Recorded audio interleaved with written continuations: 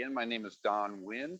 Uh, I live in outside of Rigby, and I'm a member of the Oregon California Trail Association, as Jeff mentioned, and we're going to talk a little bit more about that organization. I'm going around the various historical societies in eastern Idaho and giving this presentation.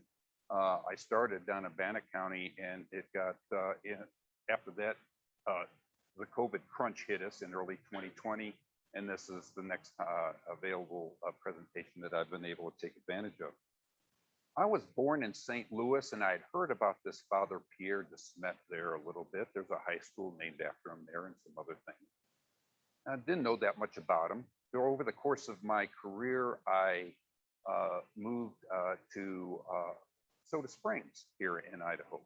And I heard more about him. I heard that he had come through Soda Springs in the middle of the 1800s, and I heard bits and pieces about what he did and that sort of thing, and I started reading up on him, and the more I looked into him and the more I researched him, the more I was intrigued by this man who was, as you'll find out here shortly, a world traveler and a great writer and of letters to his superiors and to his family back home in Belgium. And he was, well, lots of things. I'll get into that. But one thing led to another, and I got so enthused about it. What I did is I constructed this historical monument to the Smet in Soda Springs. And you'll see there's 4 interpretive panels in a semicircle around the bronze bust of the Smet. And those panels are the same ones that are over here. These are earlier drafts. They're not exactly the same. The actual ones are much larger. There is so much to tell you about this man and his exploits that I can't fit it into this talk. I've narrowed it down to his business on the Oregon California Trail as it came through Soda Springs and some of the activities and things that he did here in Idaho. But there's much more there in terms of his work as a peacemaker between the federal government and the Indians, and his world travels, his chronicles, his work on behalf of the Indians, and you know, I invite you to read these panels after my talk today, because you'll find out so much more about him than what I've just explained to you here. And you read them from left to right in that order. First one is Westward Ho, that's heading out to the west. The second panel has to do with arriving in Soda Springs. The panel has to do with his work with the Indians. You can see it's titled, My Heart, I Admit, is Always with the Indians. He loved the Indians and the Indians loved him, and I'll tell you more about that in a moment. And then the last interpretive sign was his work writing, prolific writing and book publishing and map making and other work throughout the world. Some of the things that are on these panels include some of these quick hitting items. The Smet traveled to from St. Louis out here to the west 18 times. That's 18 round trips. He crossed the Atlantic Ocean 19 times. He crossed the Isthmus of Panama twice. He rounded South America there at Cape Horn on his way to the mouth of the Columbia River in the course of his Indian missionary work, establishing missions from Council Bluffs, Iowa area to Fort Vancouver. And his travels over land and sea over his lifetime amounted to over 180,000 miles. Quite a feat, I would think, back in those days. De Smet was as knowledgeable as anyone on the lay of the land of the West and the Northwest. He drew maps of the Northern Rockies, assisted French geographer Nicolet in the mapping of the upper Midwest, and De Smet produced the first detailed map of the Missouri River system from the Platte River to the Big Sioux River. He wrote 4 books based on his letters and meticulous journals of his travels to the West that are now highly regarded for their accurate and insightful description of Western lands from St. Louis to the Oregon coast and the native peoples who occupied those lands. With his books translated into multiple languages, Millions of people in America and Europe saw and understood the West through the eyes and pen of De Smet. He was most probably the very best known missionary in the world back in the 1800s because of that. You can do an awful lot of good things in life, but when you write them down and people are able to read about them, a lot of people learn about you. And to the Indians of the West, De Smet was the most trusted white man they knew. He was a good friend of Sitting Bull and was described by one Indian leader as the only white man whose tongue does not lie. He was instrumental in bringing the Indians into peace negotiations 5 times between 1839 and 1868. As a matter of fact, if you go to the Battle of the Little Bighorn in Montana, I imagine some of you have been there. There's a museum there. And in that museum, you'll see this large portrait of Sitting Bull, and he's got all these baubles and beads hanging around his neck, and there's a crucifix hanging right there. And then you look to the right of the portrait, and you see a crucifix there. And you go, oh, it's the same one. And underneath it, it says, this crucifix was a gift to Sitting Bull from Father Pierre de Smet. They were good friends, okay? And so there was quite a rapport he built with the Indians, and they loved each other. It was a two-way thing. So, Father Pierre Jean de Smet is a frontier missionary, author, peacemaker, world traveler, and educator. Let's see some of the things that he did. He was born in 1801, died in 1873. He was born in Belgium. He arrived in America in 1821 to join the Society of Jesus. Now, that's a religious Catholic order of priests, okay? They're sometimes referred to simply as Jesuits. The current Pope, for instance, is a Jesuit. It's a well-known religious order in the Catholic Church. It's been around for centuries. And one of their focus areas is evangelization. So he desired to minister to Native Americans. He was ordained in 1827 in Florissant, Missouri, which is north of the city of St. Louis. He co-founded St. Louis University. He co-founded a Jesuit seminary in Florissant, Missouri, and he worked among the Potawatomi Indians. The Potawatomi Indians were located around Council Bluffs, Iowa, close to the Missouri River. Now, the Indians referred to the Catholic priests as black robed because they would wear a long black cassock, it would be buttoned down from the collar all the way down to the hem. And they called them black robes. Well, the way this story of De Smet coming out west started is that Iroquois Indians migrated to the northern Rockies from the Great Lakes area. They had been converted to Catholicism by other Jesuits about 100 years earlier. They migrated out west. They mixed in with the Flatheads. They intermingled with them, lived with them, intermarried. And as you would expect between members of different tribes, they would share histories, stories, things like that. And the Iroquois shared their stories of their Catholic faith. And the Flathead Indians became curious. So they sent 4 separate delegations in the 1830s to St. Louis to request a black robe to come and teach them more about this god called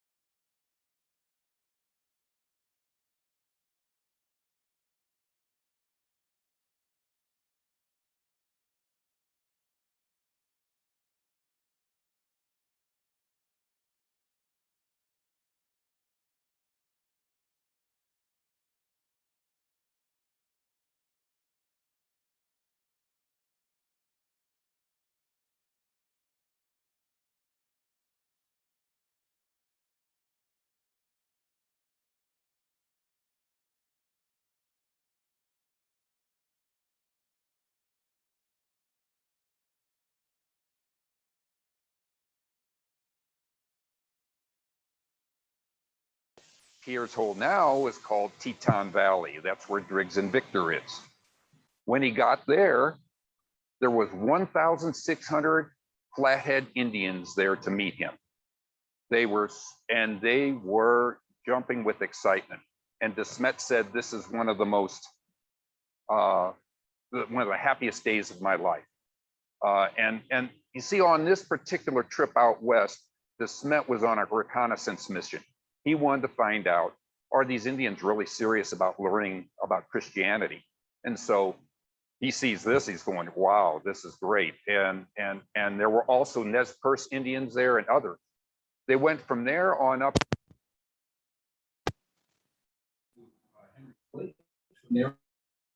forks of the Missouri area, which was a primary home area, home range area for the Flathead Indian Nation. Now, along the way in 1840, the Smet and this caravan, they're coming along fur trapping trails, and they go through central Wyoming, and they went past this landmark. It's called, well, de Smet called it the Great Register of the Desert. And he called it that because there was hundreds of names, maybe even thousands of names eventually, there were inscribed on this granite monolith. Some were chiseled in, some were just put on with axle grease from wagons. Obviously, the axle grease doesn't last as long. You can go to areas in Idaho where there's still inscriptions from the truckers on the Oregon and California Trail in axle grease. They're still there, but they're fading fast, okay? There was another famous fur trapper, his name was William Smet, and he and another party were at this monolith in another year. It was an earlier year, and it happened to be over the 4th of July, and they named it Independence Rock, and that's the name that stuck. I have to admit, it's a snappier name, Independence Rock, than Register of the Desert, so it stuck, okay? And this is the plaque on the rock right there that points out that de Smet was there in 1840. This is the site of the Green River Rendezvous west of Pinedale. This is looking west. That mountain range to the west is the Wyoming range, and on the other side of that is the Wyoming-Idaho border. As you can see, it's a lush grassland, perfect to have a rendezvous for the fur trappers and mountain men, and the Indians would gather there too with them, and there would be a great trading exposition there with caravans of goods coming up, you know, from St. Louis and from Westport. We'll learn more about Westport in just a moment. This is a map of de Smet's travels over the years 1840 to 1842. Now, starting here in St. Louis, if I can operate, okay, there's my pointer. He went to a town called Westport, which was the predecessor of Kansas City, Missouri. And the Westport area is still there. It's still recognized as an area. And it was the great jumping off point for the most part. I mean, some people jumped off from St. Joseph up here, some people from Independence, Missouri, but a lot of them from Westport. And he traveled on up this way, over through Fort Laramie, over the South Pass to the site of the Green River Rendezvous, and was escorted on up to the Three Forks area right there. He spent the rest of the summer with them. And like I say, he was on a reconnaissance mission. He realized, yes, these people do deserve to have a priest come out here and teach them about this faith. And so he headed on home with another Indian. And what they did is they crossed over here to the Yellowstone River and got in a canoe and floated all the way down there and joined the Missouri River, which is this river right here, at Fort Union, and floated that baby all the way down here and got back to St. Louis on December 31st. I mean, it's just amazing when I read about the travels of de Smet and others in the West. I mean, there was an awful lot of luck involved in addition to their stamina and their knowledge of the land and the weather and everything. I mean, ice flows could have cut them off quite easily, you know, and kept them from getting back to their destination. Notice here, this is an early, this is the map of the actual time of 1840 to 1842. Notice that Missouri right here is the only state. Iowa is just a territory. This is unorganized territory. This wasn't even called Oregon territory yet. It was called Oregon country. Notice that California, Nevada, Utah are all part of Mexico at that point in time. You wouldn't think of Utah as being part of Mexico, but it sure was. Okay, so I think that's basically what I want to say about this slide. And we'll get back to this slide toward the end of my presentation. So he was preparing for a new mission, and in 1841, the Smet gained permission from his superiors in the Jesuit order to return, and he turned into a fabulous fundraiser. Over the course of his career, he went back and forth, I said, across the Atlantic 19 times. A lot of that was going back to rich benefactors back in Europe. He would give lectures about his exploits and his evangelization missions and that out west, and they were very eager to hear about this. And then these generous benefactors would give him money they could take back and fund his missions on out in the west. Also at this time, he didn't have time to do it this time. At this point in time, it was early winter of 1841. He went down to New Orleans and some other eastern big cities in the eastern part of the United States, and he gathered up several $1,000s, enough to fund this trip out in 1841. He also had 6 other Jesuit members of the Jesuit order assigned to his entourage, and he envisioned what was called a Rocky Mountain mission, which would be a multitude of missions for various tribes that he would encounter out west. Now, who were the people that were along on this trek out in 1841? Fascinating people in their own right. This is Father Gregory Mengarini, a fellow Jesuit. He was an Italian. He was a linguist, a physician, a musician. He brought several instruments out on the trip. He spent time in these Indian missions after he went up on this excursion. 11, 12 years later, he traveled to Santa Clara, California, and he co-founded Santa Clara University. But a real, what I call, Renaissance man. Another person that came on the trek was Father Nicholas Point. Unfortunately, we don't have a sketch or a photograph of him that survived, which is unfortunate because you can see on the bottom, he composed numerous sketches on this particular trip that are very, very important. We'll talk about those sketches, and you'll see a couple of them here shortly. He was French. He was an artist, like I said. He was an architect. He was an educator. He founded St. Charles College down in the Louisiana area. Okay. It's really unfortunate we don't have a caricature of him available today. There were also Jesuit lay brothers. These are not priests, but they're members of the order. A tinsmith, a carpenter, and a blacksmith. You can see some of them are good Belgian names that the Smet had recruited. And they not only performed these functions, but they also helped out in every other way. They were teamsters. They helped to drive the wagons and the mules and all that for the trip. Okay, so for the 1841 trip, he departed St. Louis on the riverboat called the Oceana. Why you call a riverboat after an ocean, I don't know, but it was called the Oceana. And he took it from St. Louis on up to Westport. He arrived in Westport. He hired a guide, teamsters, and a professional hunter to go on the trip. He purchased horses, mules, and supplies. Okay. The guide that he hired was a very famous fur trapper and later guide for the federal government. You may have heard about him if you got into mountain men and fur trapper history. His name was Thomas Fitzpatrick. He was a fur trapper with the Rocky Mountain Fur Company. He rubbed elbows with all the big names in fur trapping: Joe Meek, Jim Bridger, William Sublette, all those people.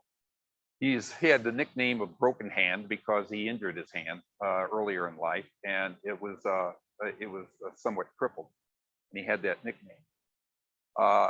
After this trip in 1841, he led a number of very important federal government expeditions out west to help get things mapped, including guiding John Fremont in 1843 and 1844.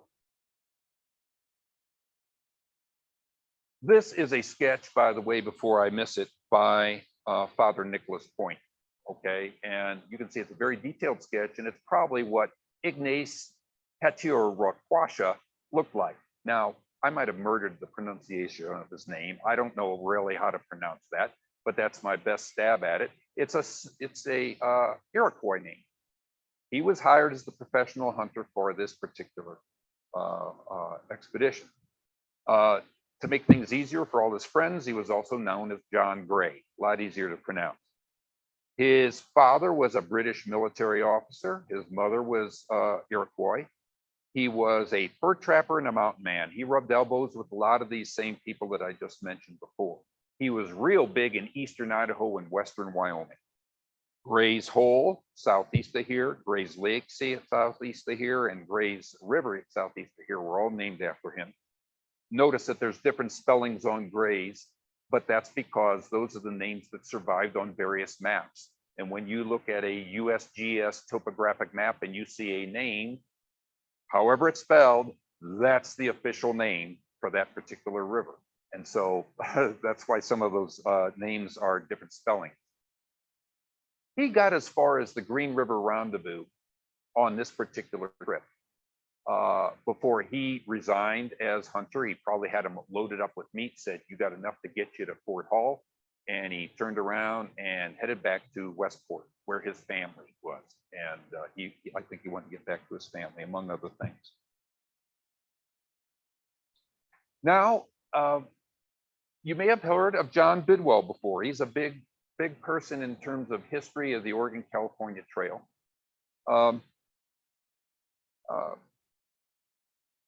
He was part of the Western Immigration Society. There were, let me read a little bit about that. There was the Bidwell Bartleson Party, who were members of the newly formed Western Immigration Society, had the goal of traveling to California in 1840 and 1841. They had no idea how to get there. John Bidwell admitted, quote, in his journals, he wrote almost every day in journals on this trek in 1841, by the way, in his route going to California. So we have a very good record. He would say how many miles they thought they had traveled and what they encountered that day. But he said in his journal, quote, "Our ignorance of the route was complete. We knew that California lay west, and that was the extent of our knowledge." Can you imagine? You're gathering people together, 69 men, women, and children. I mean, the society was much bigger than that, but those are the ones that showed up to go, okay? They didn't have any idea how to get there. They just knew that it was west. And so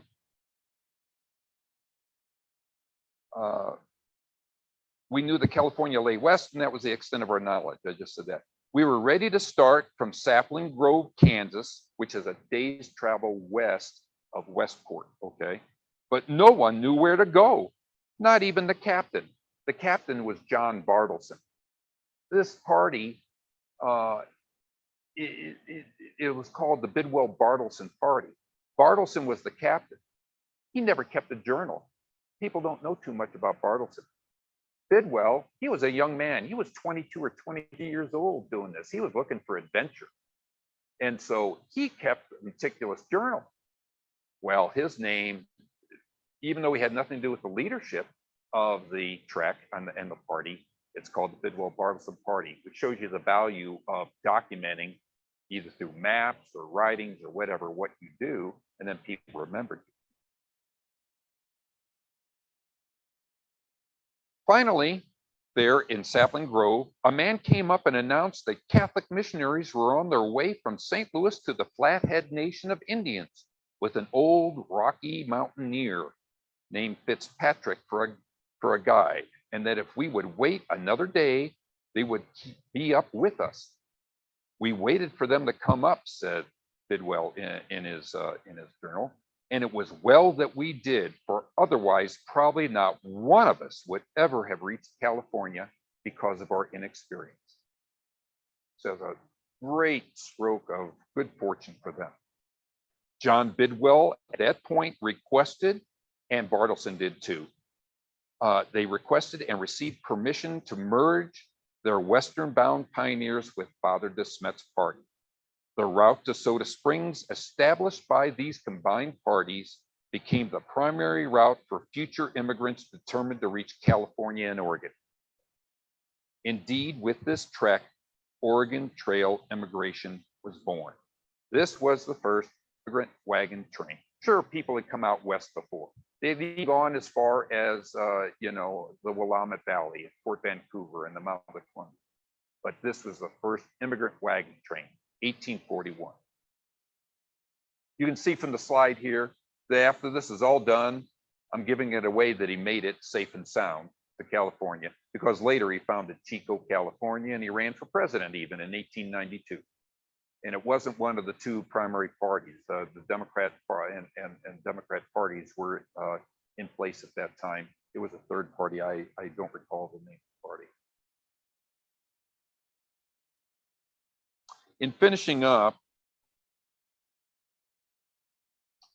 what I just said on the prior slide, there was an author, his is Carl Waldman, and he wrote the Encyclopedia of Exploration. And he said in his book, quote, Pierre de Smet contributed to US exploration and settlement by helping guide the first wagon train westward.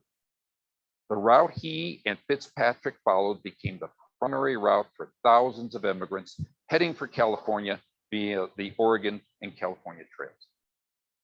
Now, the Jesuit missionaries used 4 two-wheeled carts like this. They were called Red River carts, and they were first named from their construction and use up in Canada in some of the mine areas.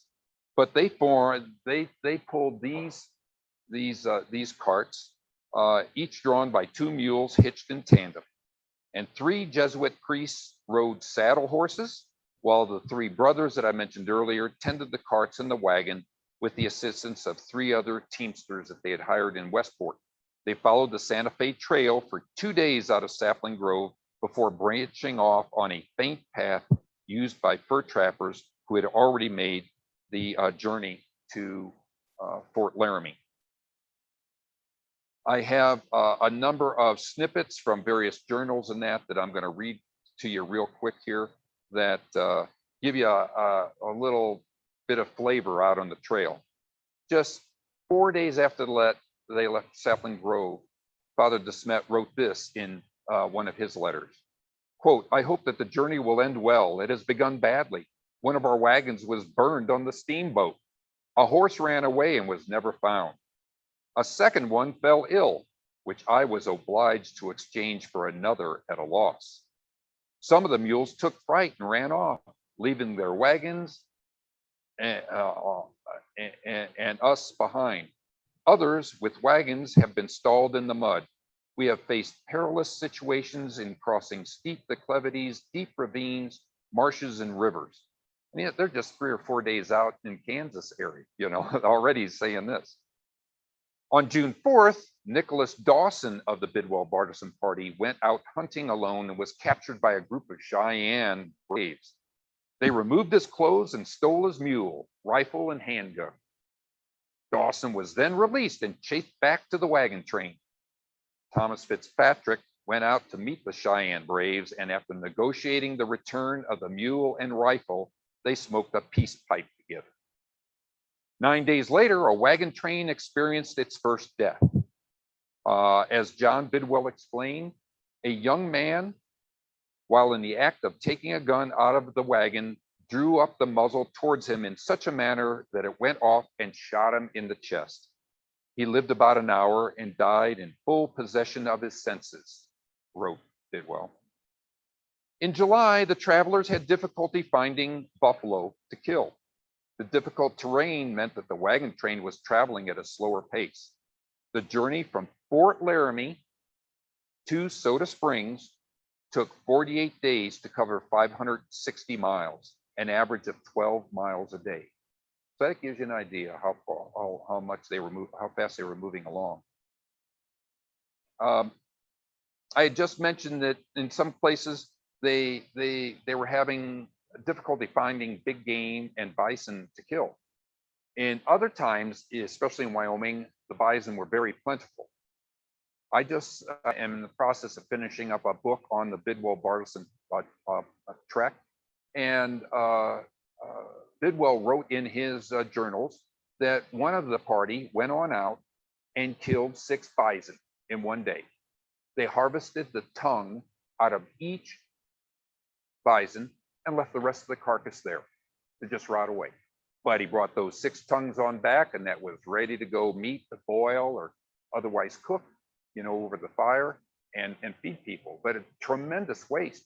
Now, people would hear over the next year or so, oh, there's plentiful game along the trail. And they kind of factored that into their, their dietary needs and what they were loading onto their wagons and things like that. And according to the book I'm just reading, it became very evident in a mere 3 years or so, you couldn't find, say, like 1844 or so, you couldn't find any bison along the trail anymore. They're gone. Now, it might have been in some other areas, but not through that corridor where they would have been heavily hunted by any pioneer or trekker coming through. In his memoirs, John Bidwell described De Smet as a person. Quote, "He was genial, of fine presence, and one of the saintliest men I have ever known. He was a man of great kindness and great affability under all circumstances. Nothing seemed to disturb his temper. Sometimes a cart would go over, breaking everything in it to pieces, and at such times Father De Smet would be just the same, beaming with good humor." So, sounds like he was a good travel companion for a lot of people there. The combined parties of 81 persons, that's the 69 from the Bidwell-Bartleson party and De Smet's group, crossed the South Pass in Wyoming and trekked to the site of the prior year Green River Rendezvous near Pinedale, where De Smet found Flathead Indian named Francis Xavier awaiting his arrival as agreed the previous year at the Three Forks of the Missouri. Francis Xavier, that's a Christian name. So a lot of times these Indians would be baptized and they'd take on a Christian name. Traveling west from the rendezvous site, the party trekked near present-day Cokeville, Wyoming, and Montpelier, arriving at the Soda Springs on the Bear River on August 10th of 1841. In his writings, Father De Smet described his observations of the springs in the area, but his observations were brief because he departed that very same evening for Fort Hall with the Flathead Indian Francis Xavier. After crossing the mountains, they followed the Portneuf River, passing several friendly Shoshone families along the way, arriving at Fort Hall on August 12th. So they went from Soda Springs to Fort Hall in 2 days. The rest of De Smet's group departed Soda Springs area on August 11th and arrived at Fort Hall on August 14th. This is a sketch here by Father Nicholas Point. So you can see the detail and his talent in drawing, and you can see several crater-like or spring-like mounds and things like that. This is I'm not aware of any illustration of the Soda Springs area that's earlier than this one here, and it was composed in 1841 on this trek by Nicholas Point. So we have here a highway map of Idaho, just like what you probably have at home. And you can see down here at this bottom right-hand corner, they came on in. This would have been Cokeville right over here. This is the Wyoming state line. And they entered Idaho through here, came up and followed the Bear River through Montpelier, Bennington, all the way up into the Soda Springs area. At this point, you can see that trails parted, and I'll be getting into this in just a moment. Right now, just follow the dark blue line. This is De Smet's route. And after Soda Springs, he left that evening. He didn't even spend a night in Soda Springs. He was so anxious to get over here to Fort Hall, which is up here just off the map. I'll show you that portion of the map later. And he came on over here, followed the Port River all the way up into the Pocatello area and up into Fort Hall. Next slide. Now,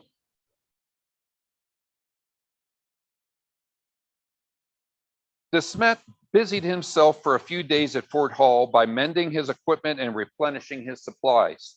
Frank Ermatinger was the chief factor at Fort Hall, and he treated the Jesuits with great kindness, even selling them goods at cost or a liberal discount, a generous consideration inasmuch as it was 1,000 miles to the next supply outlet.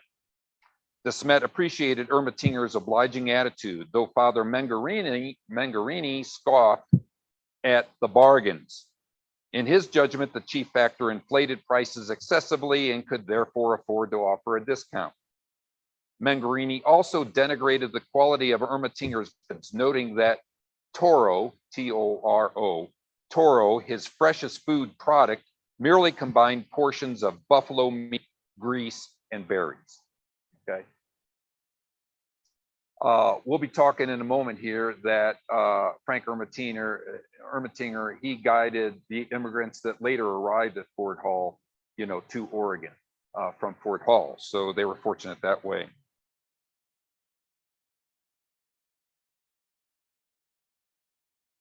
Here is where the actual Fort Hall was located. This particular monument is at the southeast corner of Fort Hall. You can't get to this spot unless you're escorted by tribal members.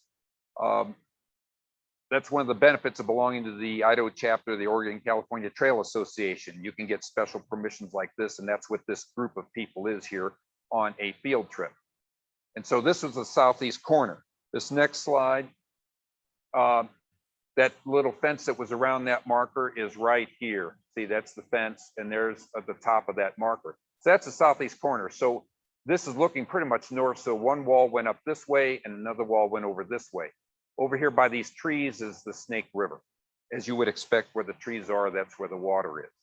And so that's a very, very important trading spot for Oregon and California trail trekkers in the future. It was not a military fort. It was they called it a fort, but it was a supply depot set up by, that was occupied at the time by the Hudson's Bay Company. At Fort Hall, Father de Smet was met by a vanguard of the Flathead Indians on August 15th. It's just amazing how they coordinate their time. De Smet arrives on August 12th. The Indians that are going to escort him arrive on August 15th. They didn't have any clocks or anything like that. It's just amazing how this stuff worked out. They gratefully received their black robe as an answer to their prayers. The Flathead Indians, led by a warrior called Bravest of the Brave, escorted Father de Smet and his missionary party from Fort Hall on August 18th to the Beaverhead Valley, where Chief Big Face was waiting with his most of his tribal members. About 2 weeks later, they headed west to their homeland, Bitterroot Valley, where de Smet founded St. Mary's Mission at present-day Stevensville, Montana. This is located, if you got it pictured, south of Missoula. That's the Bitterroot Valley that runs south of Missoula. So that's where this was. That was the homeland of the Flathead Indians. They arrived on September 24th, and this was the first of 7 missions founded by de Smet in the Northern Rockies and Northwest that made up the Rocky Mountain Mission that I talked about earlier.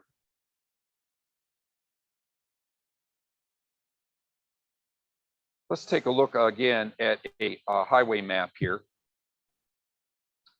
Get my pointer. And so down here, if you squint, you can actually see where it says Fort Hall here. And this is the town of Fort Hall, but the actual Fort Hall is due west from there, right along the river. And this blue line here shows the approximate route of de Smet going north, as he was led by Bravest of the Brave. Now, some important things here is that because you're familiar with this part of the country, what they did is they crossed the first day out from Fort Hall, they crossed the river, and there was a mishap, and de Smet got pulled into the river, wagons got overturned. He decided to turn around, head back to Fort Hall, and dry out a lot of his stuff, okay? Then he went. They went again and tried it again, and this time they made it. They crossed the river right here and traveled up right along the river. Now they were probably over here a little bit more than this blue line, because I put the blue line over there. I couldn't really fit it over here. But remember, you got things in here like Hell's Half Acre lava flow. It doesn't come all the way over to the river. So there was a narrow corridor through which they could pass right through there. They passed right through western part of Idaho Falls, staying again to the west of the river all the way up, then all the way up here, around right through Roberts and around the Snake River here. Now this is the Snake River, the South Fork of the Snake River. It comes way up here, it makes a big arc, and then it heads south right here. This is the Henry's Fork coming in right here. So after they got through Roberts and around the river there, then they followed the Henry's Fork on up north to the Island Park area and Henry's Lake.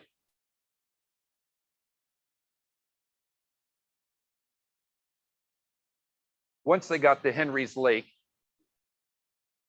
you can see right here, this is Henry's Lake, this is Max Inn right here in the whole Island Park area. They headed west along here. And by the way, the very first Mass ever celebrated in Idaho was by Smet at Henry's Lake the prior year in 1840. But if you're familiar with the area, just over here off this southwest corner of Henry's Lake is Red Rock Pass. That's the continental divide between Idaho on this side and the future Montana on this side. They went over South Pass, followed Red Rock Creek, which is this whole stream right here. And this is Upper Red Rock and Lower Red Rock Lakes, considered by some the ultimate source of the Missouri River. And they followed that all the way out past Monida. And if you ever been up I-15, you know where Monida is, and Lima, and up here heading toward Butte. And then this Red Rock Creek dumps into the Beaverhead River, and that eventually gets on up and into the Missouri.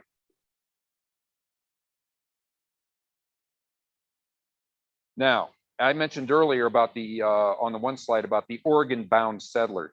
What happened in Soda Springs, if they split in Soda Springs, the Smet party and the Oregon-bound people went to Fort Hall.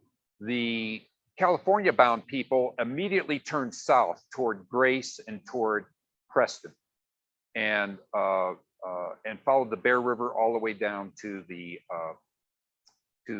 Great Salt Lake and cut across Nevada that way. As for the Oregon-bound settlers, after having reached Fort Hall, they successfully negotiated with Frank Ermatinger, the chief factor at the fort, to guide them to Fort Vancouver.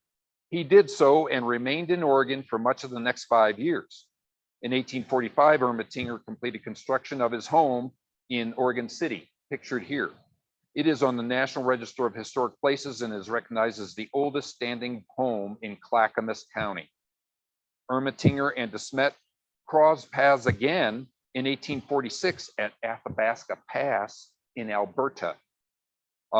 Just a chance meeting there. They had time commitments, and it was a very brief meeting. It's like wonderful to see here, got to get going. They were both heading in, and they were on missions. They're in that track to show you the resilience of this Father Smet and how strong he was. He knew that he had to get to a riverboat on the Columbia River before it departed, and winter was setting in 1846.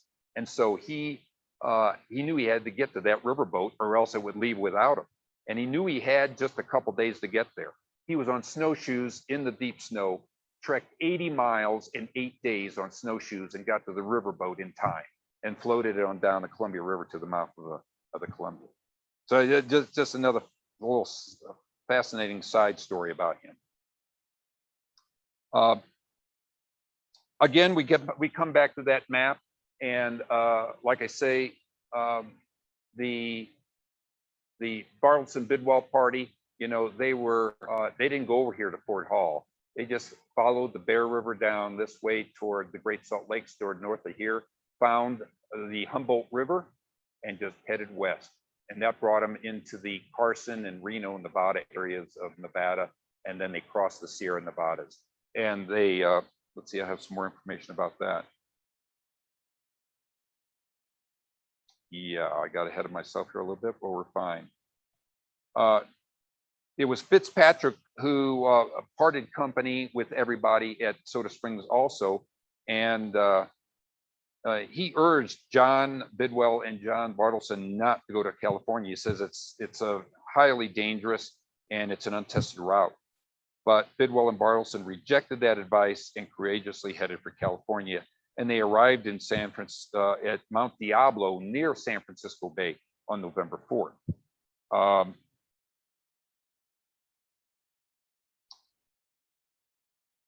They crossed over the Sierra Nevada mountains much later than the Donner Party did. They really lucked out without catching any snowstorm there. Let's open this up a little bit more here. Now, this speckled path, that's part of his 1841 and 1842 trek. So after going to the establishing this mission right here, St. Mary's in the Bitterroot Valley, and this Flathead Lake and Missoula's right about here somewhere. He went on these other areas looking for other tribes, went all over here to the mouth of the Columbia and established other missions.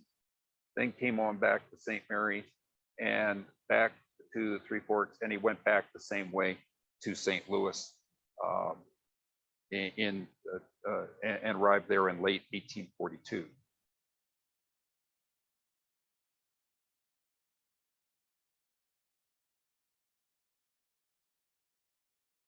Okay, now there were various churches that were established at these various missions that he set up. He had about 7 of them with various tribes. This one was Sacred Heart Mission. It's located east of Coeur d'Alene, Idaho. It is the oldest standing building in Idaho. It was built between 1850 and 1853 by the Coeur d'Alene Indians. And their leader at that time, showed them how to do it, was Father Antonio Ravalli, another Jesuit priest that de Smet had brought out west. He was another Renaissance man, and so very talented. It's about 3 to 4 stories tall. Not a single nail was used to construct this building. They used a wattle and daub method of mud and that on the inner walls. There's also all sorts of wood there. They had like three, maybe at the most 4 tools. I think they had an axe, they had a saw, they had an awl, and I forget what the 4th thing was, but no nails used whatsoever. The walls are over a foot thick. But this is an actual sketch from the 1850s of what it looked like.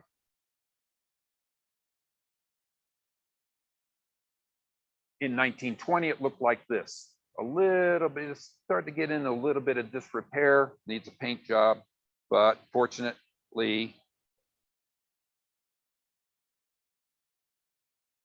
it looks like this now. And it's part of Old Mission State Park. It's owned by the Coeur d'Alene Indians, and it's co-managed with the state parks department and the Coeur d'Alene Indians. They have a museum there in this. You can go in there, it's open all the time during business hours. And it's the oldest standing building in Idaho.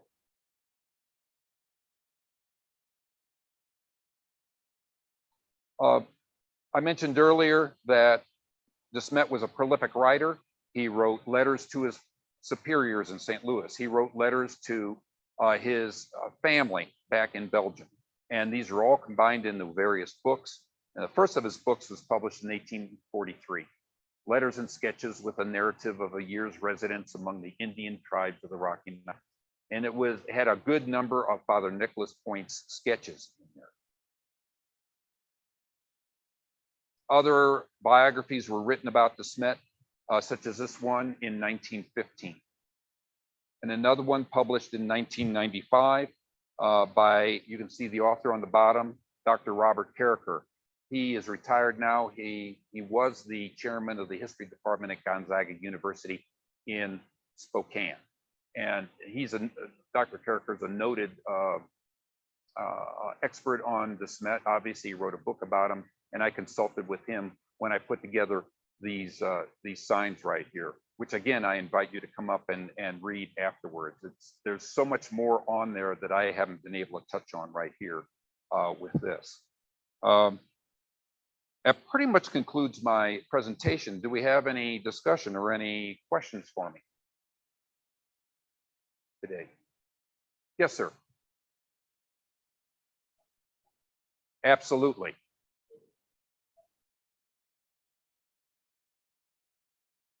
I wouldn't be at all surprised. It's amazing reading books about the Smet and his own journals uh, of these famous people that we know out here in the West running into one another.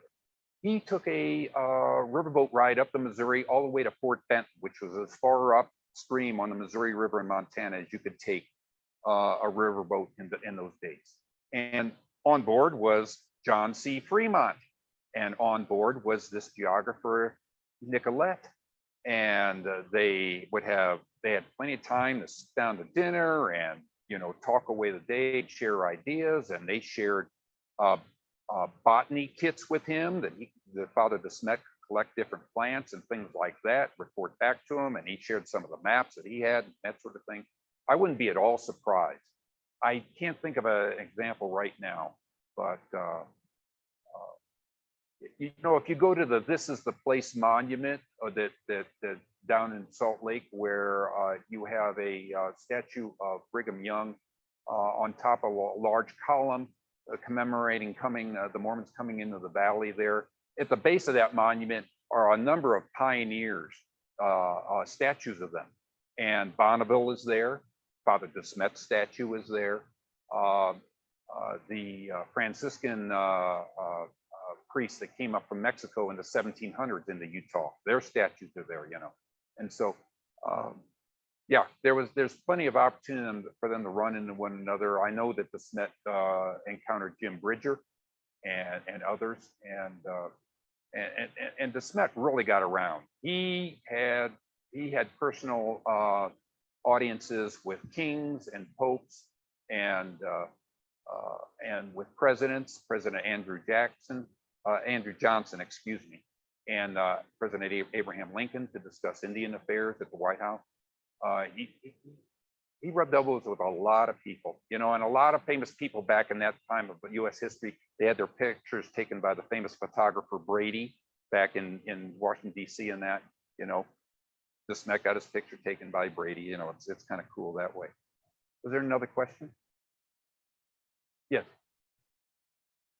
He died in St. Louis, the Smet did, in 1873. Again, he was born in 1801. He was getting very frail about the last 2-3 years of his life. He couldn't get out to the West much after about 18. He was quite frail when he got the Sioux to come to the peace table in 1868. He was out West, and he died of a kidney disease. Yes.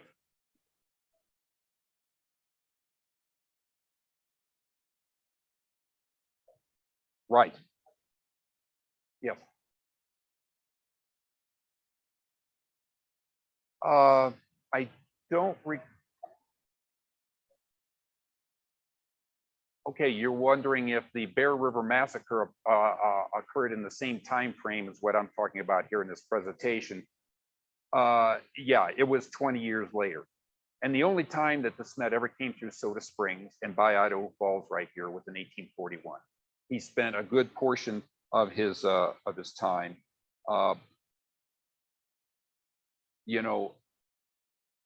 One more. No, I went too far. I still didn't get it right. There we go. Much more over into the Northwest, up in the Montana, northern Idaho, and even up into Canada. He went searching for tribes up there to evangelize. So, no, it wasn't the same era, I'm afraid. Mm-hmm. Other questions? Okay, let me say one more thing before I let you go.